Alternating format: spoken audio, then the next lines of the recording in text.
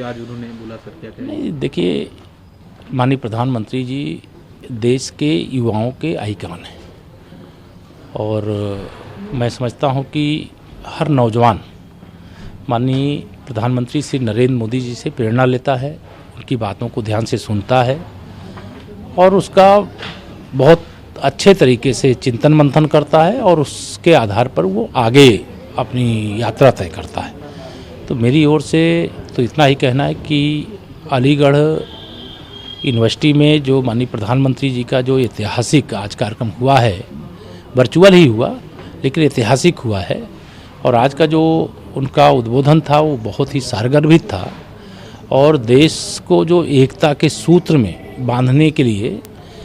सरकार में आने के बाद, केंद्र में सरकार में आने के बाद उन्होंने सबका साथ, सबका विकास, सबको सम्मान, सबको स्थान देने की बात कही है। वह अपने कार्यकाल में करके दिखा रहे हैं और जो समझदार लोग हैं उसे समझने का काम कर चुके हैं और जिनको समझने से रोकने के लिए जो हमारे विरोधी राजनीतिक दल हैं या जो वैचारिक दृष्टि से हमारे विरोधी हैं, वह जो काम करते हैं उनके करने से मुझे लगता है कि अब भारतवासियों की सेहत पे कोई असर पड़ने वाला नहीं है। भारत एकजुट है, मोदी जी के नेतृत्व में एकजुट है और आज का उद्बोधन उसका ही एक तरह से कह लीजिए कि बहुत सारगर्भित संदेश है। सर 300 बीजेपी काफ़ी फाइट कर रही है, जो तमाम अलायंस है गुपकार से लेके तमाम, बीजेपी फिर भी लीड लेती हुई दिख रही है, क्या कहेंगे? देखिए, ये एक ही बात कहना है मुझे, कश्मीर से लेकर के कन्याकुमारी तक पूरे भारत के दक्षिण हो चाहे उत्तर हो चाहे पूरब हो चाहे पश्चिम हो, चारों तरफ इस समय भाजपा का कमल खिल रहा है। तो लोगों को भाजपा की नीतियां पसंद आई हैं। माननीय मोदी जी के नेतृत्व में जो 6 साल केंद्र सरकार के माध्यम से काम किया गया, एक तरह से कह लीजिए कि उस पर भी मोहर है और जो धारा 370 और 35 से लगे रहने के कारण से कुछ परिवारों ने केवल जम्मू कश्मीर के लोगों का शोषण किया था, उनको समझ में आ गया कि नरेंद्र मोदी जी ने 4-5 परिवारों ने जो जम्मू कश्मीर को लूटा था और 370 का एक और 35 ए का भय दिखा करके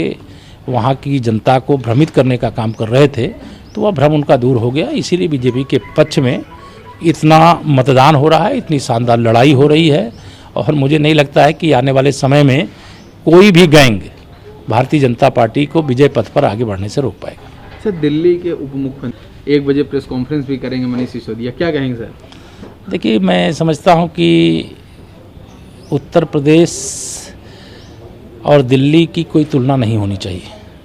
क्योंकि उनके यहाँ जितने नागरिक होंगे उससे अधिक हमारे यहाँ प्राथमिक विद्यालयों में बच्चे होंगे पढ़ने वाले। और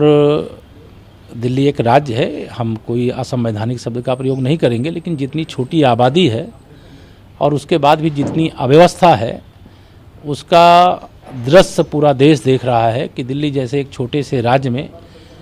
जिनके द्वारा कोरोना भी नहीं संभला है, वो उत्तर प्रदेश जैसे विकास के पथ पर आगे बढ़ रहे 24 करोड़ से अधिक आबादी वाले राज्य को आकर के चुनौती देने की अगर बात करें तो मैं समझता हूँ कि ये बहुत हल्की बात है।